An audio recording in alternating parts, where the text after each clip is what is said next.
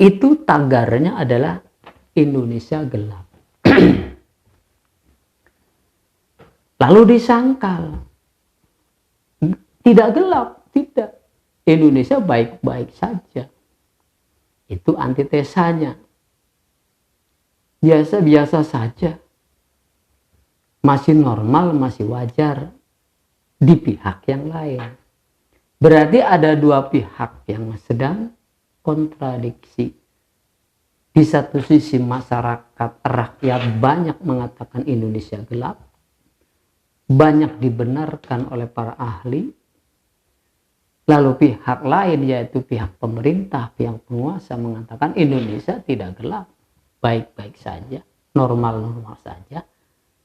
Nah, kalimat baik-baik saja, normal saja itu adalah menguatkan. Menguatkan apa? Menguatkan kegelapan bangsa Indonesia. Kenapa? Karena orang yang tidak bisa membedakan mana terang, mana gelap, mana benar, mana salah, mana lurus, mana kacau. Orang yang tidak bisa membedakan hal itu membuktikan bahwa itu gelap. Jadi argumentasi Indonesia tidak gelapnya itu justru menguatkan bahwa Indonesia itu gelap. Melihat Indonesia gelap itu siapa? Kita ini akan menjadi ekonomi nomor satu, akan jadi Tiongkok, menyalip Amerika. Nomor dua adalah Amerika, nomor tiga India. Indonesia nomor 4. Dengan lantang mengucapkan bahwa Indonesia tidak gelap, saya akan membuat Indonesia terang di 2000 sekian itu, atau dia mengutip berbagai macam riset yang menunjukkan bahwa 2050 Indonesia akan menjadi pemain ekonomi global nomor 4 itu. Nomor 1 tetap Cina, nomor 2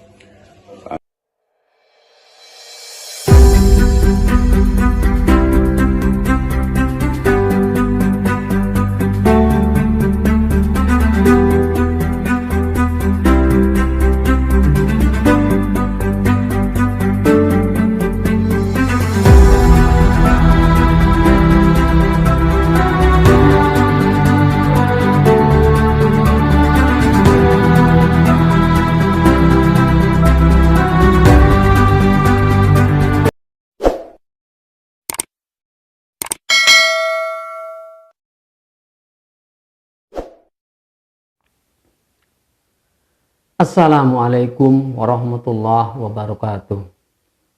Salam sejahtera untuk Anda dan kita semua. Salam jumpa kembali pada channel saya, yaitu Ulas Kajian dan Peristiwa, yang mana peristiwa-peristiwa yang terus akan terjadi merupakan bahan kajian untuk diulas. Yang sampai saat ini peristiwa-peristiwa terus bergulir, yang tentunya peristiwa-peristiwa itu tidak boleh kita abaikan karena memang menyangkut kehidupan diri kita, bangsa kita, terkhusus lagi, terlebih-lebih lagi adalah umat Islam ya pada khususnya, dan umat semua umat yang ada di lingkungan bangsa kita sendiri, yaitu Indonesia.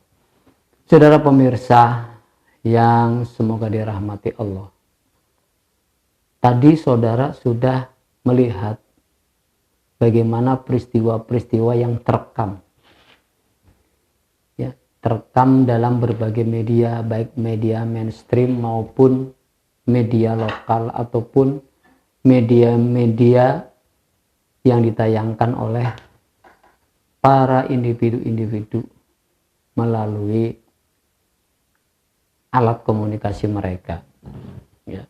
Jadi hari ini sepertinya semua peristiwa itu bisa dilihat, semua kejadian itu bisa dilihat karena orang berlomba-lomba ingin mengupload apa yang mereka lihat, apa yang mereka dengar, apa yang mereka saksikan. Jadi tidak ada yang bisa tersembunyi atau disembunyikan. Kalaupun tersembunyi atau disembunyikan, itu tidak akan lama. Pasti akan terangkat juga ke permukaan. Apalagi yang bersifat publik. Jadi itu saudara, ya, makanya hari-hari ke depan bakal banyak peristiwa-peristiwa yang akan terjadi dan terupload, terekam oleh masyarakat. Ya, apa yang mau kita ulas dari video-video yang sudah tampil itu, saudara? Ya, jadi apa yang sudah tersaji itu nanti kita akan soroti. Dengan apa menyorotinya? Tidak lain dan tidak bukan dengan Al-Quran. Insya Allah Al-Quran yang akan menunjuki kita dari peristiwa-peristiwa yang ada, peristiwa-peristiwa yang terjadi, saudara. Nah itu, saudara.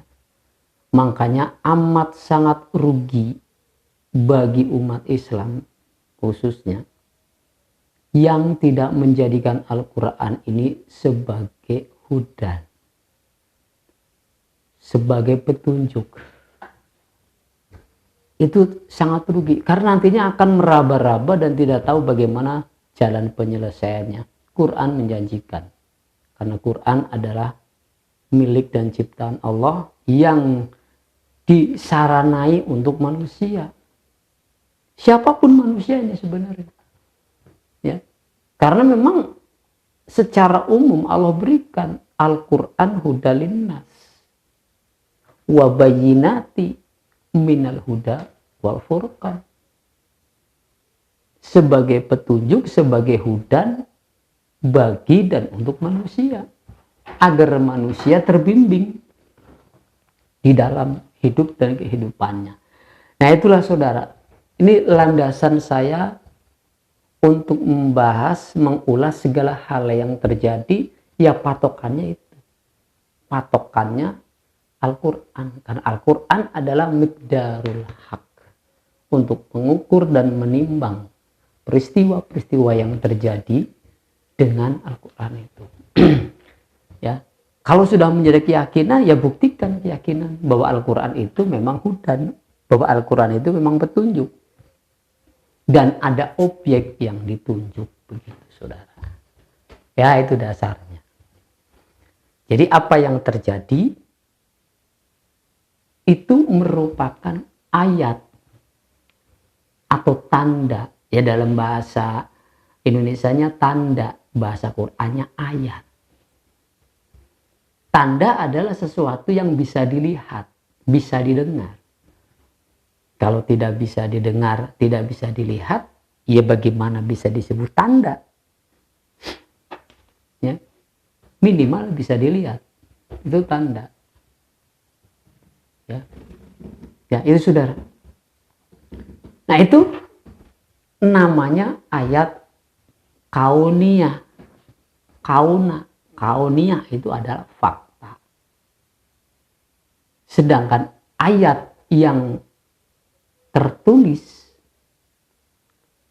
ya, yaitu Al-Quran 30 juz itu adalah ayatun kauliyah, yang bisa dikaulkan, yang bisa disuarakan, yang bisa diucapkan, yang bisa dinarasikan, yang bisa dijelaskan. Itu namanya ayat kauliyah. Nah, kauliyah dan kauniyah ini berjalan bersesuaian.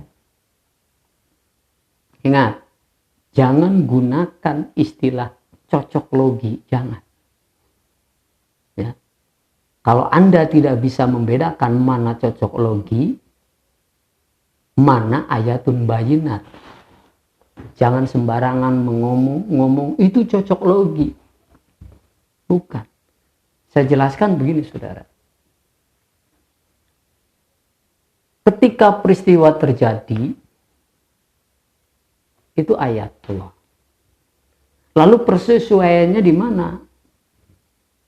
Persesuaiannya adalah data ayat menunjukkan kepada peristiwa itu, yang tidak ditunjukkan kepada peristiwa-peristiwa yang lain.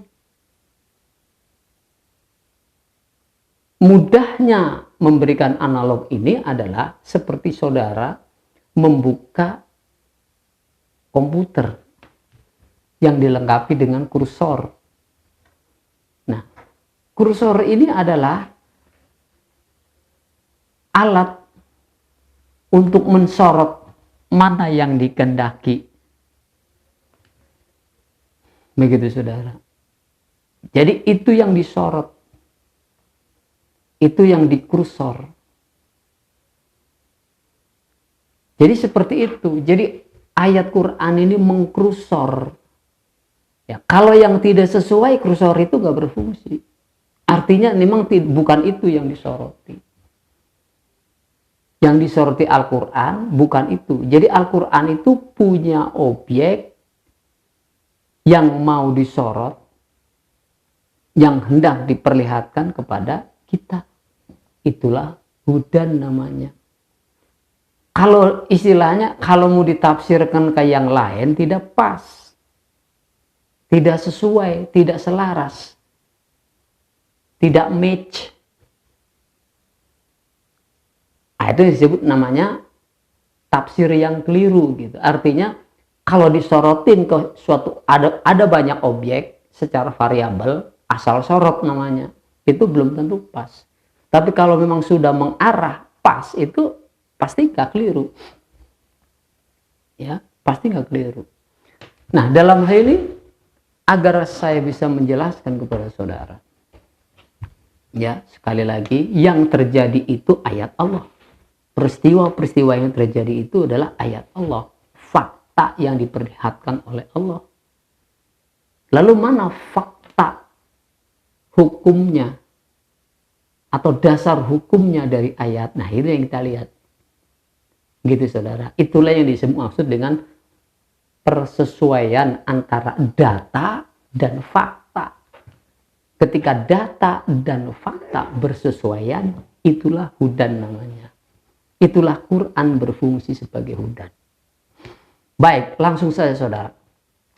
Ya, akhir-akhir ini terus viral, mungkin sampai terus akan viral ini saudara, tentang masalah Indonesia gelap. Ya, Indonesia gelap. Coba flashback ke belakang dikit. Tadinya ada tagar Garuda Biru. Ya, tagar Garuda Biru, lambang dasar negara yaitu Garuda Pancasila, ya, dengan latar belakangnya biru warnanya, dengan gambar burung garudanya itu putus-putus transparan, warnanya putih. Nah, kemudian meningkat, backgroundnya, latar belakangnya hitam, Garuda hitam, berarti meningkat. Warna hitam, warna gelap, dengan gambar Garudanya juga putus-putus, warnanya suram. Kalau tadi masih putih, ini agak suram. Nah, itu tagarnya adalah Indonesia gelap. Lalu disangkal, tidak gelap, tidak. Indonesia baik-baik saja. Itu antitesanya. Biasa-biasa saja. Masih normal, masih wajar di pihak yang lain. Berarti ada dua pihak yang sedang kontradiksi. Di satu sisi masyarakat, rakyat banyak mengatakan Indonesia gelap. Banyak dibenarkan oleh para ahli. Lalu pihak lain, yaitu pihak pemerintah, pihak penguasa, mengatakan Indonesia tidak gelap, baik-baik saja, normal-normal saja. Nah, kalimat baik-baik saja, normal saja itu adalah menguatkan. Menguatkan apa? Menguatkan kegelapan bangsa Indonesia. Kenapa? Karena orang yang tidak bisa membedakan mana terang, mana gelap, mana benar, mana salah, mana lurus, mana kacau. Orang yang tidak bisa membedakan hal itu membuktikan bahwa itu gelap. Jadi argumentasi Indonesia tidak gelapnya itu justru menguatkan bahwa Indonesia itu gelap. Begitu dong logika berpikirnya. Paham, saudara? Oke? Jadi meningkat kalau begitu kegelapannya. Nanti kalau sudah gelap, masih ada gambarnya. Garudanya masih ada gambarnya tuh. Walaupun sudah suram, walaupun sudah putus-putus. Nanti yang fase ketiganya itu gelap gulita.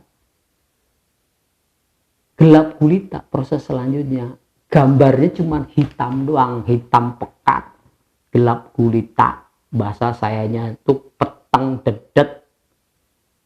Hatta saudara telunjukkan, hatta saudara tampilkan telunjuk saudara di depan mata saudara, tidak kelihatan telunjuk itu.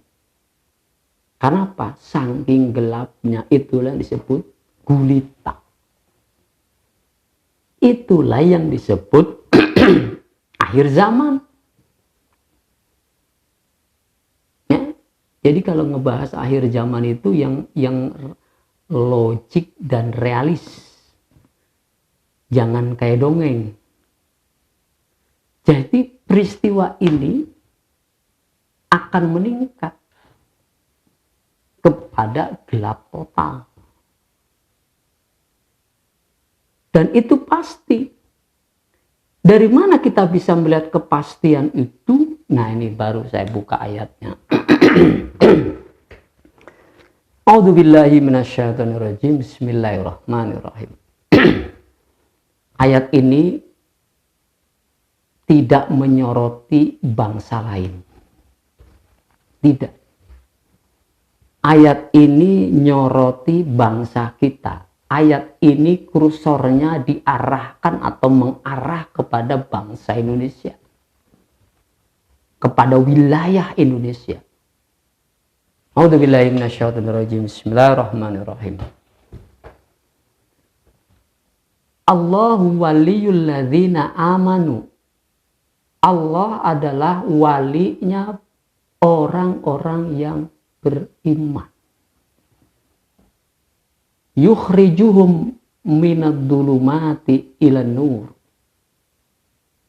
Yang telah mengeluarkan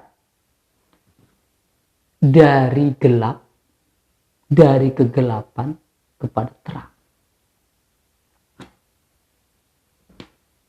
Ya, itu ayat.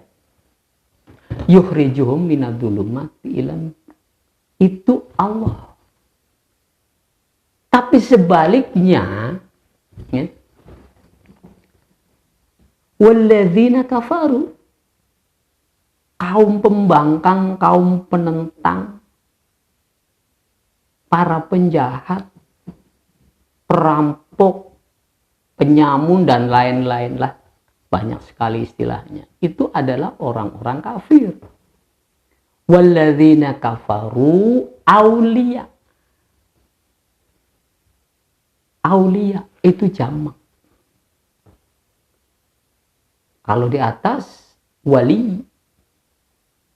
Wali cuman satu, ya karena Allah. Tapi ke aulia jamak banyak.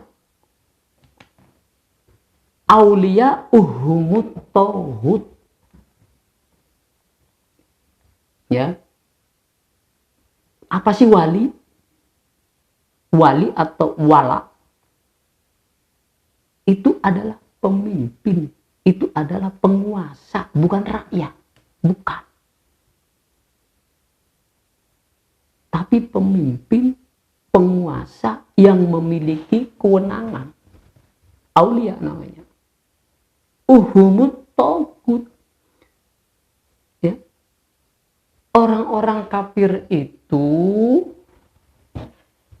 auliyanya tauhid, Kalau orang mukmin, auliyanya atau walinya Allah. Catat itu. Apa pekerjaannya tagut itu? Yuhrijunahum. Mengeluarkan mereka. Minan nur ila zulumat. Kebalikannya. Mengeluarkan dari yang terang kepada kegelapan.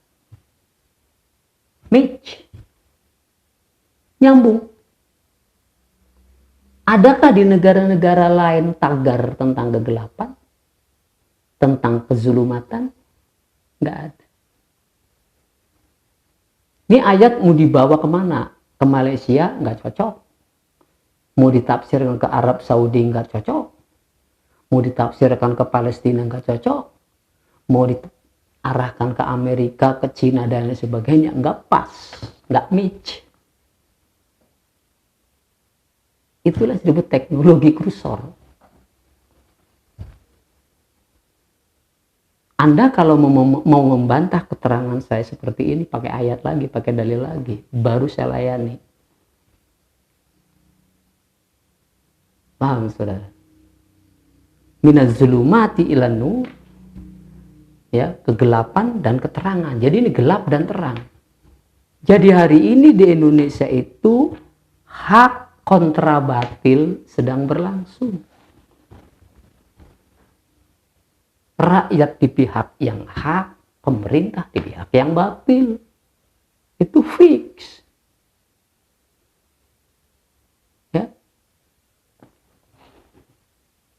Begitu, saudara. Yukhrijuhum minadh-dhulumati ilan nur ulaika ashabun nar.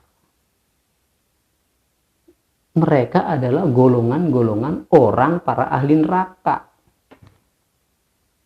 Fiha khalidun, sulit bagi mereka untuk tobat. Kenapa? Karena memang di situ kalimatnya khalid, selamanya dia akan zolim. Ya, dulumat itu kan zolim. Asalnya di kata-kata dulumat kan dolim, dolama. Gelap. Itu maknanya. Dolim,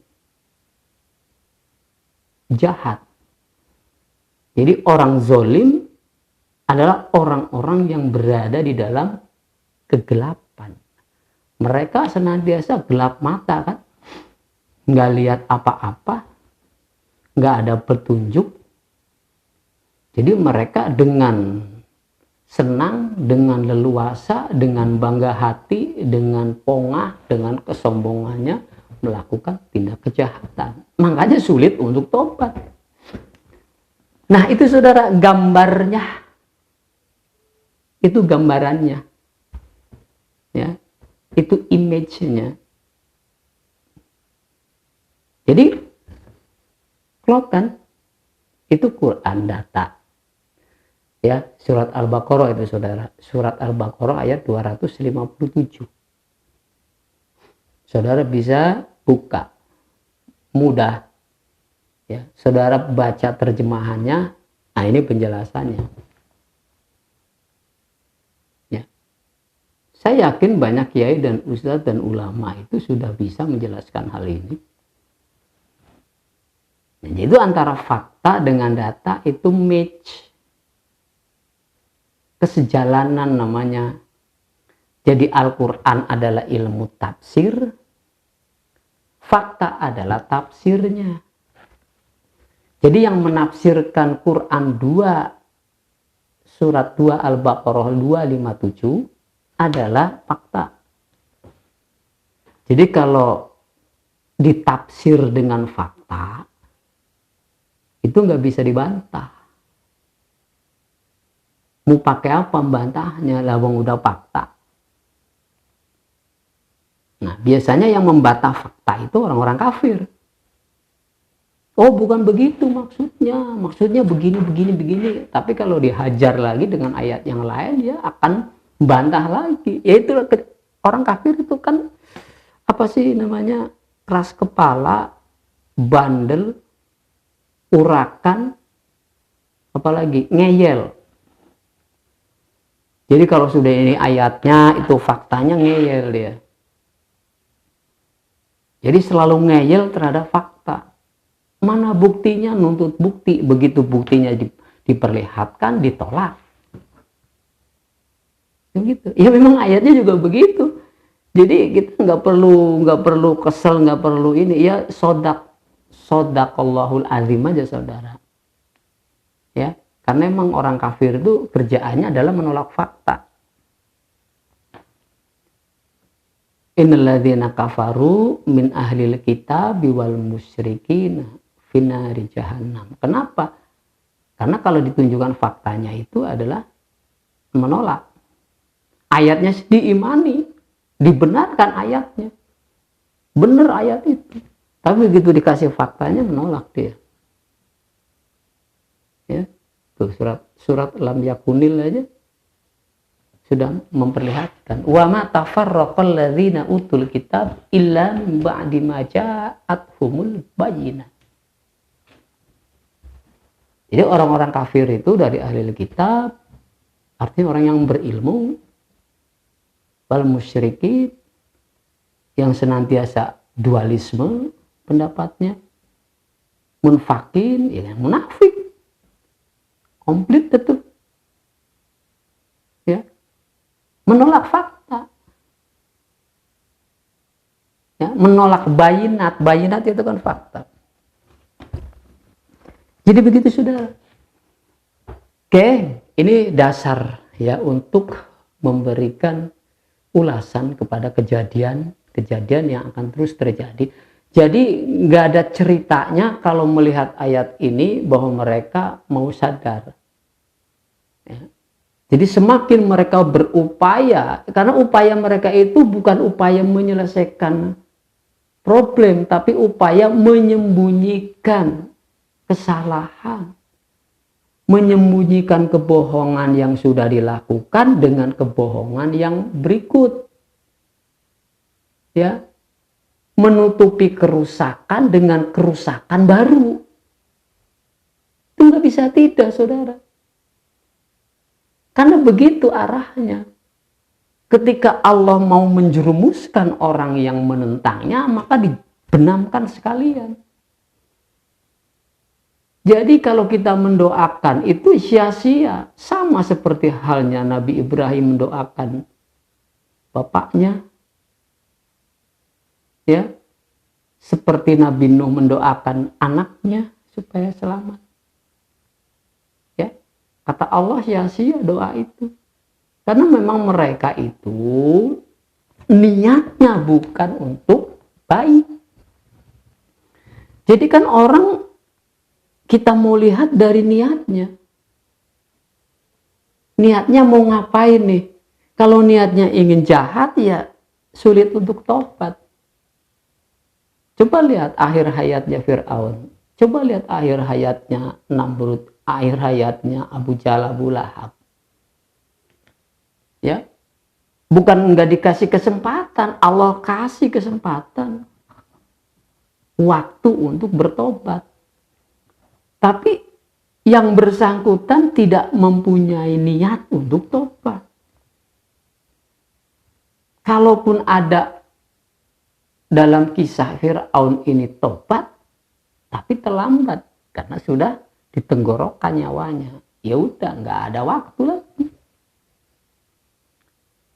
Nah, jadi kalau lihat dari ayatnya seperti itu, saudara. Ya wa'lam ya, ke depannya.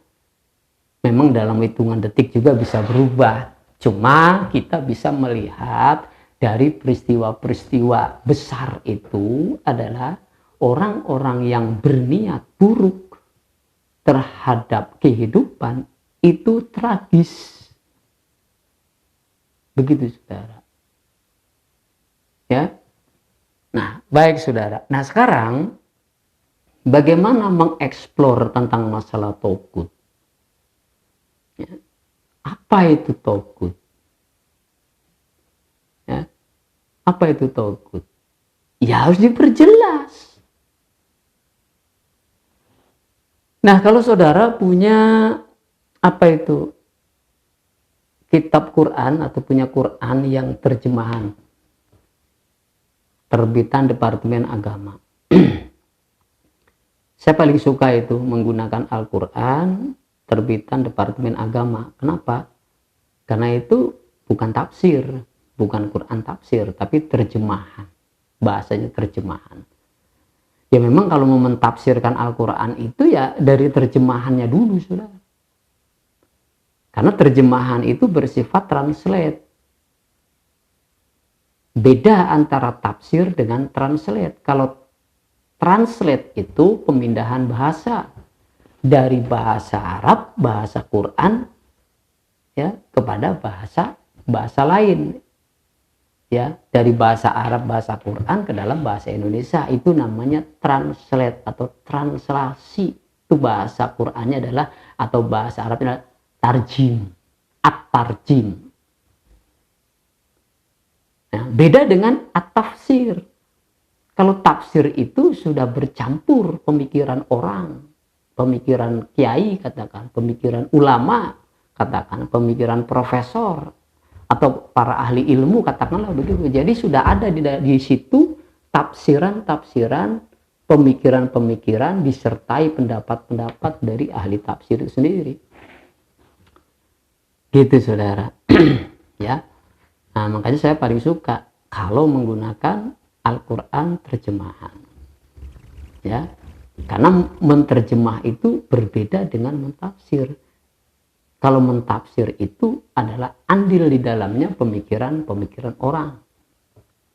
Nah, makanya ngambilnya ke terjemahan dulu. Ini terjemahannya apa? Nah, itu baru tafsirnya.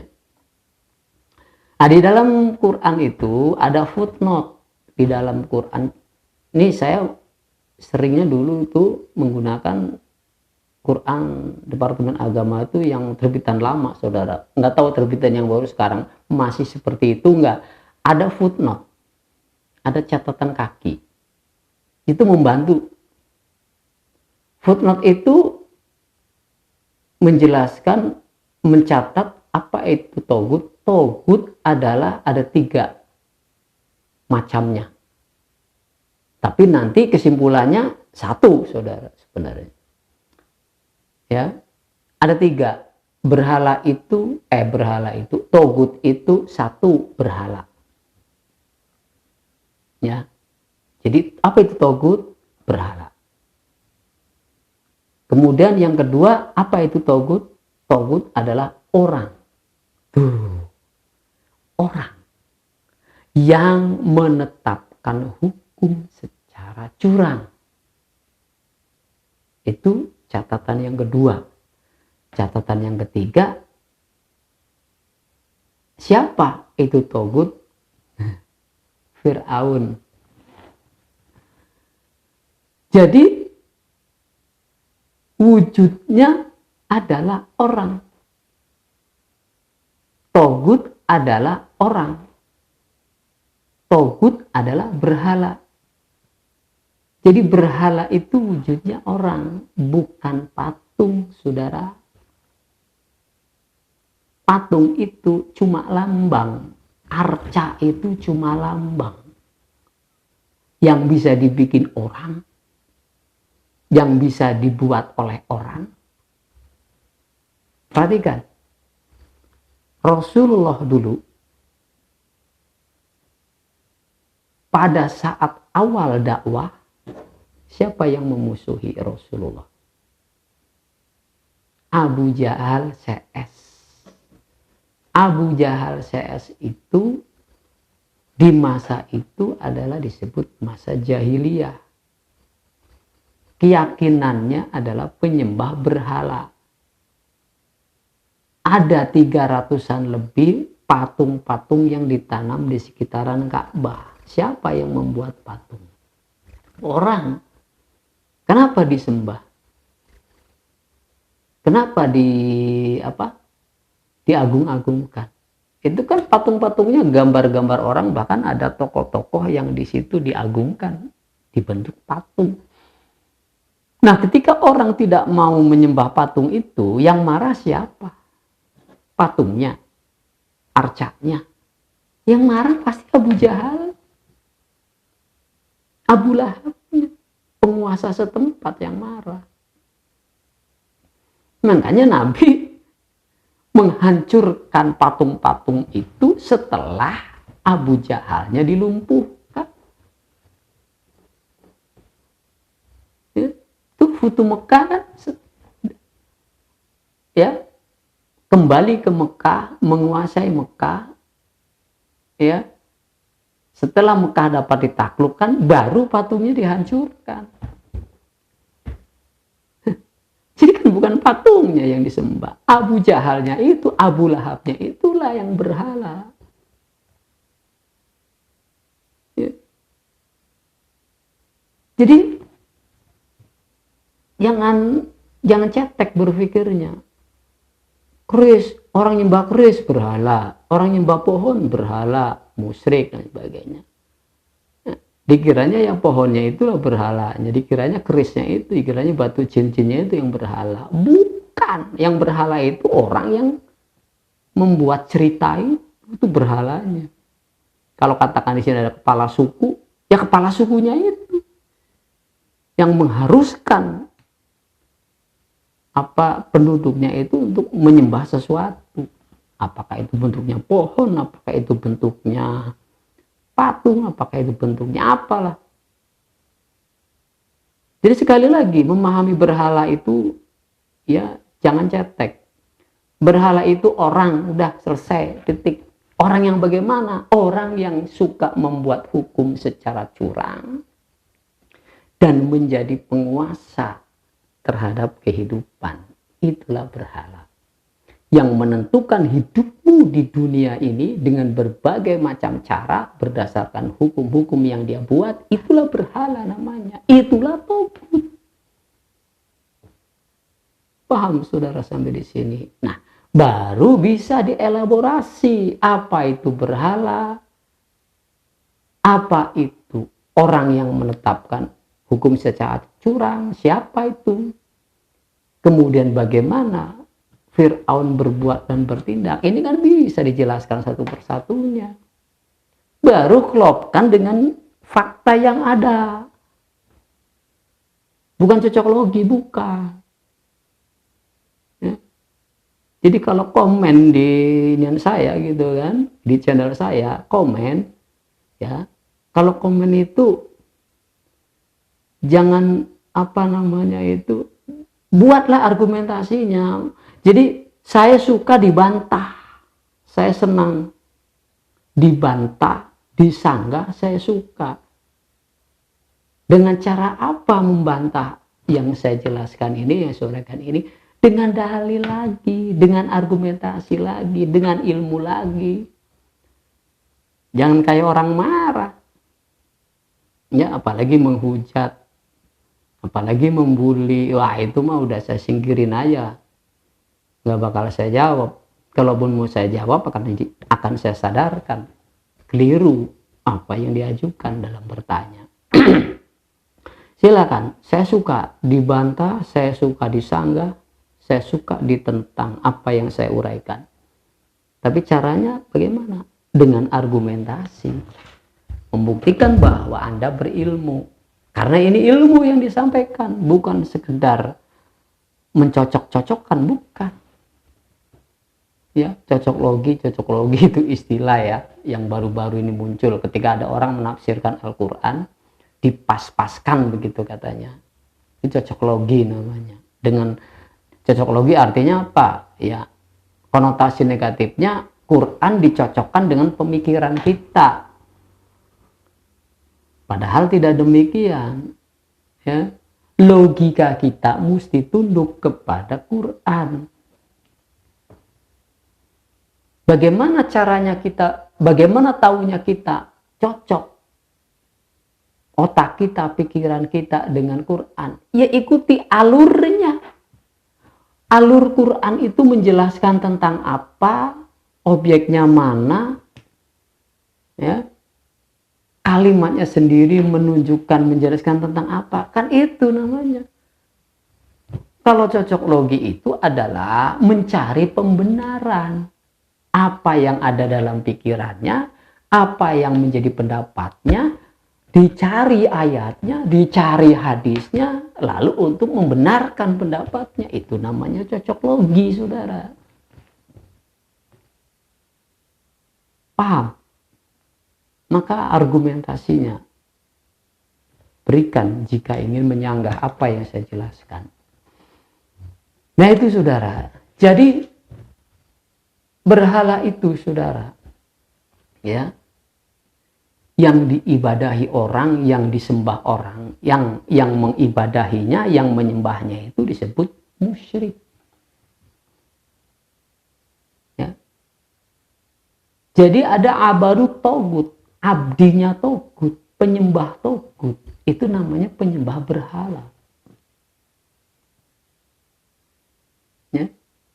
Penyembah berhala adalah orang musyrik.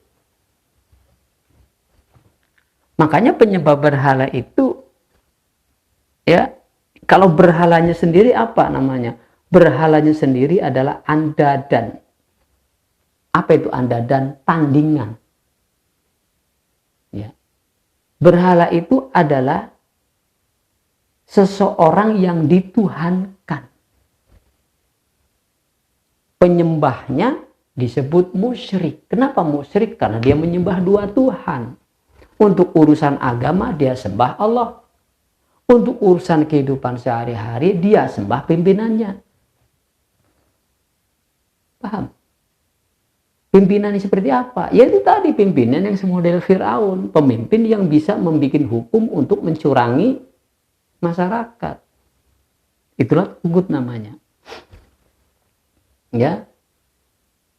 Nah, maka dalam ayat yang lain Nabi Musa diperintahkan oleh Allah. Ya Musa, wahai Musa, irhab ila Fir'aun, datangi itu Fir'aun. Innahum tagha. Sesungguhnya dia, Fir'aun itu, adalah orang yang melampaui batas. Jadi togo itu artinya orang yang melampaui batas. Togo. Ya, togo artinya pelampau batas. Orangnya disebut togut. Oknumnya disebutkan oleh Allah Fir'aun. Wataknya bisa nempel di setiap penguasa kapanpun. Wataknya, sifatnya itu, genetik sifatnya itu menurunkan terus sampai kapanpun kepada manusia-manusia yang memiliki kuasa, namun kuasanya itu melampaui. Paham? Jadi udah ada standar kebenarannya. Lalu standar kebenarannya itu dilampaui. Nih kan ada frame, katakan frame. Nah, lukisan itu kan kalau ada frame-nya bagus. Jadi lukisan itu ada frame-nya. Kalau nggak ada frame-nya itu kurang bagus. Tapi begitu ada frame-nya itu bagus. Nilai estetikanya bertambah. Terus kalau ada lukisan yang kemudian keluar, ya sedikit aja keluar, itu jelek. Apalagi keluar semua, wow, nggak laku itu lukisan. Artinya apa? Kita nih sebagai bangsa sudah memiliki aturan, sudah memiliki konstitusi, lalu diberikan wewenang, diberikan amanat untuk menata, mengatur, dan mengendalikan. Diberikan amanat itu. Oleh siapa? Oleh masyarakat, oleh rakyat. Lalu keluar. dari tata aturan, keluar dari konstitusi, keluar dari undang-undang, itu kan standarnya. Jadi keluar dari standar, keluar dari aturan, keluar itu namanya melampaui garis. Paham, saudara? Jadi konstitusi dan undang-undang dasar itu adalah garisnya. Lah keluar dari garis itu, keluar dari konstitusi, keluar dari undang-undang dasar. Nah itu namanya melampaui batas. Itulah yang dilakukan oleh Fir'aun zaman dulu. Namrud zaman dulu. Abu Jahal, Abu Lahab zaman dulu. Gennya kan jalan terus. Nempel di orang-orang kafir. Apa yang dikafiri? Bukan Quran. Mereka muslim mengakunya. Mengakunya muslim. Wa ana minal muslimin. Kan dalam sholatnya begitu. Tapi kelakuannya itu melampaui batas. Jadi bukan Qurannya yang ditentang. Bukan Qurannya yang dikafiri. Yang 30 juz itu. Bukan hadisnya yang disalah-salahkan. Diakui Quran dan hadis itu benar. Tapi faktanya itulah yang dilanggar. Ya. Enggak, Quran enggak dilanggar, tapi konstitusi dilanggar, undang-undang dilanggar. Lah emangnya Pancasila itu dari 1 sampai 5 bukan ayat Allah semuanya. Lu baca satu persatu. Buktinya dilantik jadi presiden, wallahi demi Allah, sumpahnya atas nama Allah. Berarti kan nyambung sebenarnya bahwa yang dia pegang itu amanat rakyat, dia bersumpah atas nama Allah. Karena Quran di dalam Pancasila semuanya ayat Quran. Jadi Qurannya mah nggak dibantah, nggak ditolak, ini ditolak Pancasilanya. Sama aja membantah Pancasila, sama juga membantah Quran, kan begitu jadinya. Ya? Al-Quran adalah falsafah nilai, Pancasila adalah falsafah konstitusi. Ya kan? Nah itu yang dikafiri, itulah yang dilanggar, itulah yang dikriminalisasi oleh saudara. Makanya wajar jadi gelap.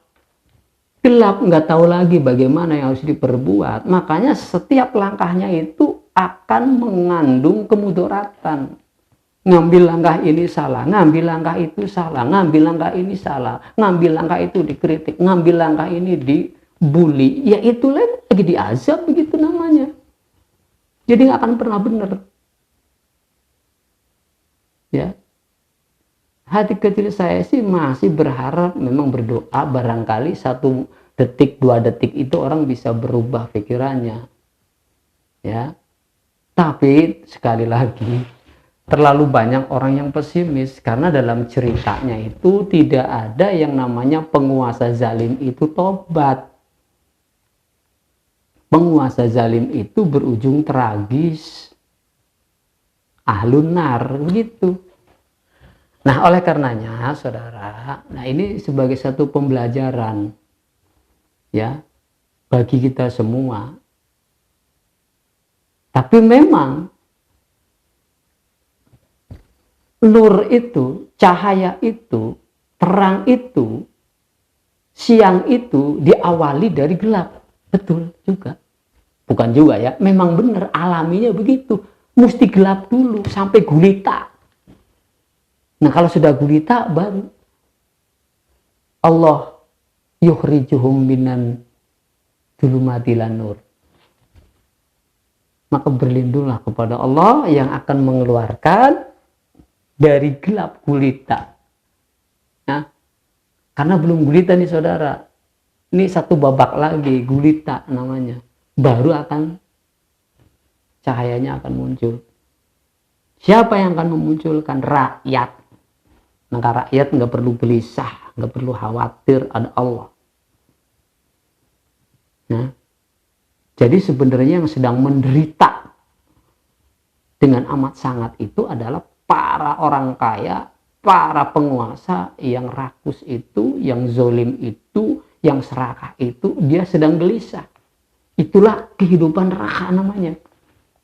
Sedangkan rakyat sudah terbiasa susah. Jadi nggak kerasa. Mau di PHK, mau makan sehari sekali, mau bokeh seumur-umur istilahnya gitu. Udah terbiasa. Jadi baginya itu adalah merupakan ujian kesabaran, ujian ketabahan, sehingga tidak terasa.